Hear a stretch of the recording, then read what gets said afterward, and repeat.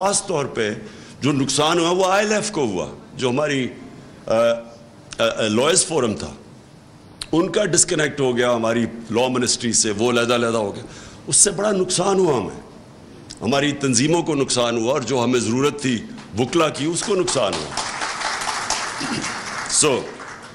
आज हमारा मेन ये है कि हमने अब इस सब को कोऑर्डिनेट करना है, इस एफर्ट को, और हमने ये जो एक तरह मसलन औरतों की, यूथ की, ISF की, इनकी ग्रोथ भी ना रोके, क्योंकि एक वर्टिकल इनका ऊपर तक होना चाहिए सिस्टम, वो एक्नॉलेज करे कि कौन सी औरतें परफॉर्म करेंगे, लेकिन साथ साथ इनकी कोऑर्डिनेशन भी डिस्ट्रिक्ट लेवल पे हो। तो ये हमने अब आज फैसला किया कि ये दोनों चीज़ें साथ साथ चलें। अच्छा, जो नज़रिया पार्टी का, ये बड़ा इम्पॉर्टेंट है। मैंने रियलाइज़ किया ये 4 महीनों में, ये 3.5 महीना में, कि हमारी अपने पार्टी के लोग, हमारे ओहदेदार, मैंने रियलाइज़ किया उनको भी पूरी तरह हमारे, जो मैं नज़रिया लेके 26 साल पहले निकला था, मैंने रियलाइज़ किया उनको भी नहीं समझ उसकी।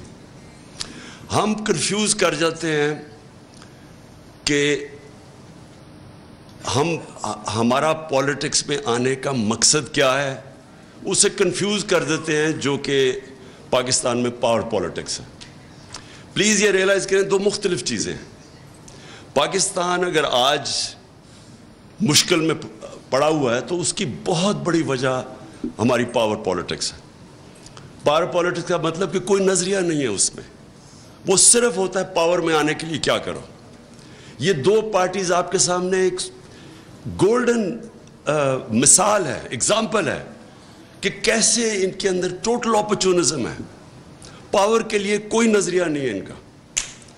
यही दो पार्टीज कब से 88 से एक दूसरे को बुरा भला कह रही हैं, और बुरा भला ये नहीं कह रही कि नज़रियाती इनके कोई इख्तलाफात हैं, इनका सिर्फ एक ही है कि वो एक कहती थी वो चोर है, दूसरा कहते थे दूसरा चोर है।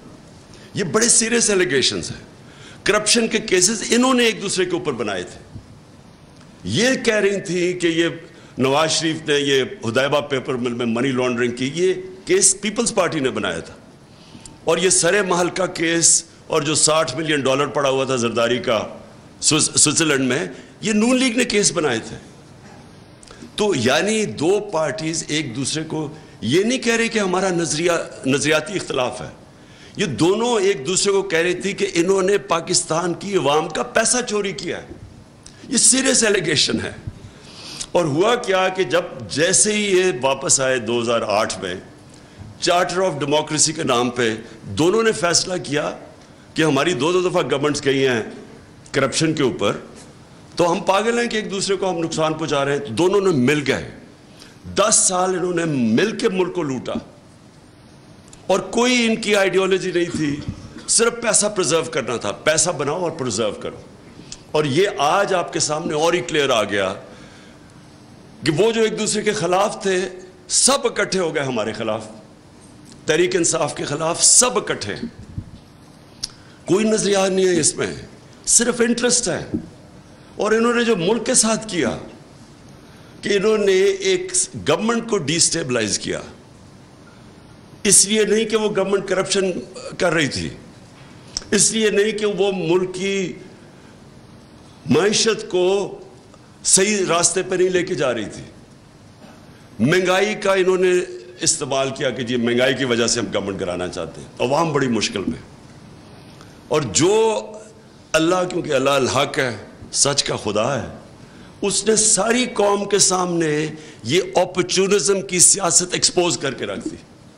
ये जो 4 महीने में, 3.5 महीने में इन्होंने किया है, ये अब वाज़ेह है कि ना इनका इंटरेस्ट था इकॉनमी, ना इनका इंटरेस्ट था महंगाई, सिर्फ एक इंटरेस्ट था NRO लेना। कोई तैयारी नहीं थी इनकी।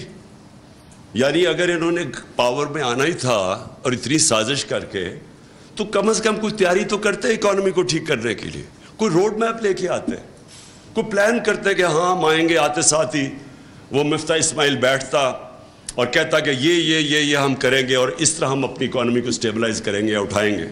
कोई प्लान नहीं था, प्लान सिर्फ एक था, اسمبلی میں انہوں نے کیسے امینڈمنٹ پاس کر کے تو نیب کے قانون کو امینڈ کرنا تھا اور 1100 ارب روپیہ آئی. یہ امیجن کریں کہ قوم ان 3.5 مہینے میں مہنگائی میں ڈوب گئی ہے, اکانومی بالکل ڈیفالٹ کی طرف جا رہی ہے. ان کی اچیومنٹ ایک ہے کہ 1100 ارب روپیہ ان کی کرپشن کا انہوں نے امینڈمنٹ پاس کر کے اس کو معاف کروانے کی کوشش کی, یعنی دوسرا NRO لینے کی کوشش کی. میں صرف سب کے سامنے ذرا یہ ان کی جو